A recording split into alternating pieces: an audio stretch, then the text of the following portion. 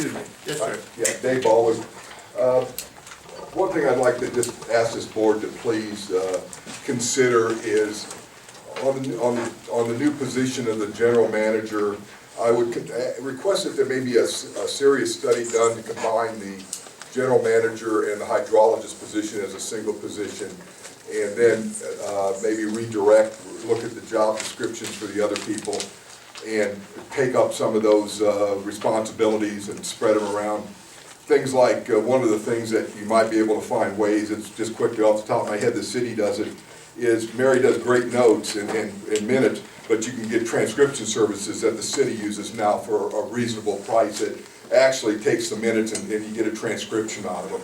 And that can take some burden off of Mary, that maybe take some responsibility. But unless there's some legally required mandate for a hydrologist or something that something a hydrologist has to do, I think it might be an opportunity right now to cut the budget and combine those positions with some other job description changes to help the finances of the water district. Thank you. Thank you. Yes, sir. My name is Bill Hurd. I'd like to respond to that. I think that would be combining a technical position with a managerial position. And I think it might be very difficult to find someone who would be good at both. So it's not a bad idea in principle, but you would have to be very careful you might not find anyone to fit the job description. Seeing no other comment, this item is public comment. Seeing none, we'll go on to the, excuse me, David Baldwin. David Baldwin, yeah. Since Ray Maker addressed me, referenced me in her comments, I'd like to just clear the record. My complaint about the Virgin Valley Habitat Program was not that we didn't get it done. It had everything to do with the obstruction that was presented to us doing it. There was all kinds of back room and back deal. We're talking about back deal trying to block us from doing this. So I hope you would correct that it wasn't that it didn't get done. It was the effort and the restriction to the public, to private individuals, to counter the facts that were brought out by, quote, other experts that were on the other side of the opinion. Thank you. Seeing no other comments? Bob Shively, Mesquite. I have an issue with the public trust and what happened during these past few weeks. All this newspaper coverage showing how dysfunctional we were at a time when it was really important to have good discussions, good communications, and goodwill. And I didn't see the goodwill coming from 3 of the board members when Mr. Miller made his opening statement with no preparatory remarks, no foreplay of information. And Ted, you mentioned to some other people that you just said what you were told to say. And I'd like to have the identity of the person that told you what to say at that meeting. As you know, can't make a comment on that. So. There'll be a time that you'll be allowed to do that, especially if litigation goes forward. The other people that are involved in this, you have at will, but you also have dignity, rules, and class.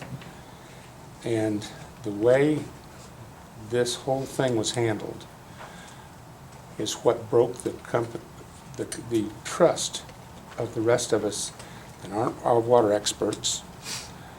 But when you go into a matter like this and you don't do your documentation and you don't do your paperwork and you don't set the stage so that the person that you're targeting is not informed, the other board members appeared to be not informed, and based on that, in the corporate structure, if we were that mishy-mashy going into something like that, the offending people would be terminated and the subject would be still on board pending the outcome of probably another year or two's service.